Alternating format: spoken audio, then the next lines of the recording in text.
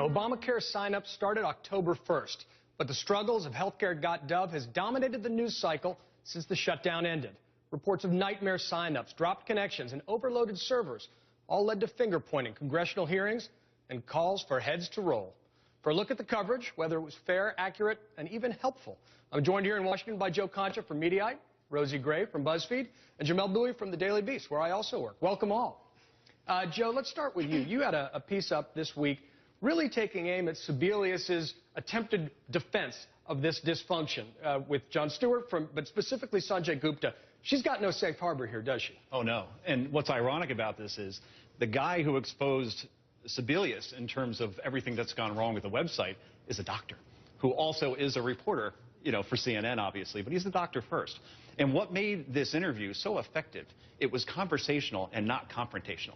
If she goes on Fox, she probably has a finger wagging at her. If she goes on MSNBC, she's probably getting a pat on the back. She goes with Sanjay Gupta. I think the White House decided on him because he was tapped to be Surgeon General in 2008, politely declined, but hey, we might get a friendly interview here. Instead, he asked questions that revealed two major things here. And one was that she knew the site wasn't ready for launch, but went ahead with it anyway. And oh, when did the president know about this? He didn't know about it until a couple of days after the launch. This was devastating stuff, and she was so lulled into having a nice conversation, I don't think she realized just how damaging this was to her and to the cause of HealthCare.gov and the Affordable Care Act in general. That's always a best practice for journalists. Get them comfortable, then you might get the truth. But Rosie, I mean, this administration has known this deadline's coming up. World's most predictable prices, and yet they've botched it. So now all of a sudden the media's paying attention. Right. Is this a pile on the administration because they own it after the Republicans got the hell beaten out of them on the shutdown? Or is this really a sustained effort that we should have been paying attention to a long time ago? Well, I think this is a deserved pile-on. I don't think that the media is piling on the administration as a reaction to piling on the congressional Republicans a couple weeks ago for the shutdown. I think it's a disastrous situation with this website, and it deserves to be covered as such.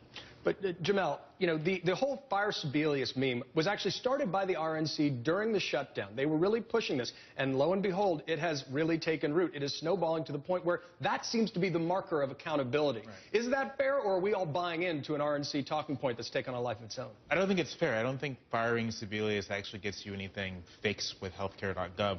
What will help accountability is the media focusing on the problems with the website consistently, not just the administration set a new deadline for when everything should be fixed, not just then, but continuously. This needs to be a beat for a paper or an organization, just following HealthCare.gov and making sure that it is living up to its promises. And yet, Rosie, I don't want to be the cynic here, but we don't do such a good job of covering sustained stories. Crises, we cover very well. Right. We don't cover governing so well. So given the fact that this is going to be a months-long process to fix, what do you think the media is realistically going to do in terms of keeping the focus and the administration's feet to the fire? I think the media is going to lose interest probably in the next few weeks, or even sooner than that. I mean, a crisis situation like the shutdown, you know, that's going to get a lot of intense media coverage. This is sort of, as the website problems continue, eventually the interest in the media is going to peter out. Well, and Joe, that doesn't necessarily serve the citizens very well. What do you think media needs to do to step up to keep the focus where it should be, covering governing and the solutions to this scandal? Right. Well, holding people accountable, like a Jay Carney, for instance, who said he's been asked since day one, since it's launched, when are the numbers going to come in for who's signed up for Obamacare? I don't want to know about page hits and 20 million. I want to know about how many people created accounts. I want to know about how many people have signed up. This is very important. 7 million people need to sign up, and 2.7 million young, healthy people need to sign up to sustain the law so it actually can feed itself.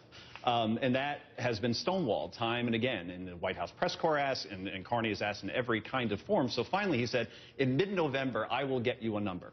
Okay. So when November 15th comes, I guess that's mid-November, if we don't see a number there, then the media has to hold the Obama administration accountable, because if you know page hits, right, and you know accounts, you probably know the number right now. It's probably because it's so low is because they don't want to reveal it at this time. Well, and you know, false metrics is a classic way to weasel out of accountability, but that D-Day is out there, November 15th. We'll be watching.